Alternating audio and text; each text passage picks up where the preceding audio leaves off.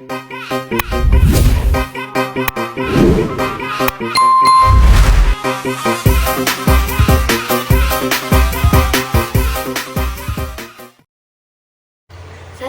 warahmatullahi wabarakatuh. Kembali lagi dengan saya Zanuban Amila Manzi.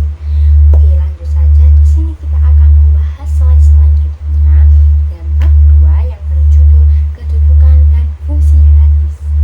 Kita lanjut ke slide pertama.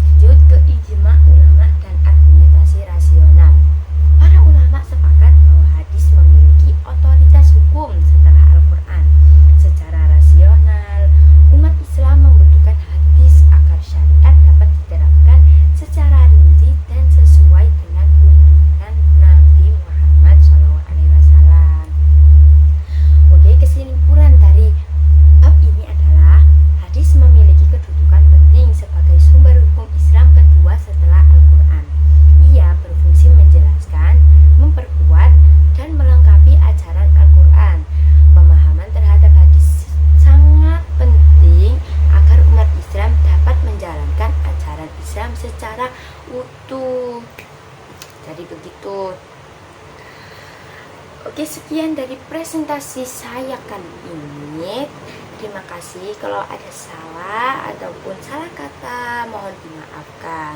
Wabillahi taufik wal hidayah. Wassalamualaikum warahmatullahi wabarakatuh.